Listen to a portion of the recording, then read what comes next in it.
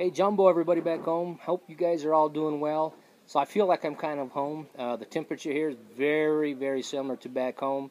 It's hot, but it's a dry heat, and some of these people are not dealing well with it, but this is kind of not too bad at the 100, 102 degree mark. So just going to give you an update on what we did yesterday. We had our first afternoon game drive here at the Somburu National Reserve, and it was an awesome one again. We actually treated a leopard, and we got to hang out and look at this beautiful animal up in a tree. It was pretty close. Unfortunately, it was in the shade. It was getting dark. Tried getting some pictures with my flash so you could see the color and the vibrance. It just wasn't there, but I definitely could make out that it was a leopard. And then we took off from there, and we got some great pictures. Obviously, all the other animals, the giraffes, the elephants. The elephants are kind of reddish here because of the soil that they roll around in. Saw some fantastic grazing animals. They're all a little bit different here. Saw pride of lions. Kind of interested in some gazelle that were off in the distance, so it looked like there was going to be a kill, but we just didn't stick around because we've seen a bunch.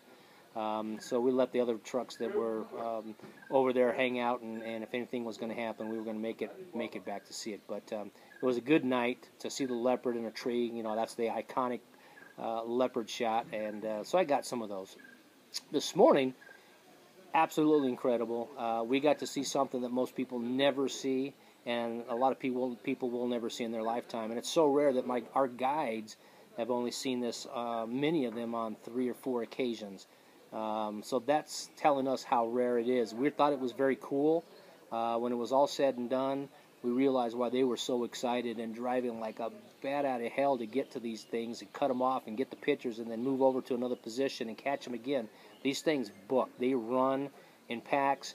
We must have followed them for 500-600 yards at high rates of speed, I might add, too. But we got some pictures. Most of the time they were sitting still when we were able to click, click, click. But these things are almost extinct. They're not going to be here probably in another 10 years. It's very sad. These wild dogs are crazy, and they're goofy looking, and they're intense too. So I got some good still pictures when they'd stop for a minute, pause, look at me. I'd get the profile, those crazy eyes looking right in the camera lens. So I think I got some good stuff to share with you on that. And then we saw again all the same things. Again, we got to see some elephants actually digging a hole in the dried riverbed, getting down to the water and then drinking water and squirting it on each other. Lots of giraffe today crossing the river coming towards us. This particular reserve, this place where we're staying here, is not fenced in. So, I mean, it's kind of eerie. They give you whistles in your tent, so if there's an emergency or something, you blow the whistle. And then we got the Somburu warriors here that will actually come out. These guys patrol at night our grounds out here with spears. They don't use guns. So they're out there protecting us at nighttime, so it's kind of cool. We're taking off after lunch here shortly. It looks like we're going to go line up now. We're taking off and going to go visit a Somburu tribe. And this particular village is going to let us come in again like we did with the Maasai group and take pictures and meet them and see how they live. And they're a little different than the Maasai. The Maasai have the bright red color. That's the predominant color there. Some beading, that type of stuff. This Somburu group here is actually they wear beads, lots of beads and stuff because it's so hot here that they don't usually even wear a shirt. The guys don't wear a shirt. They cover up mainly with these gorgeous beads and bright colors and head garb. These guys, they're allowed to have their hair grow, so these guys will have hair.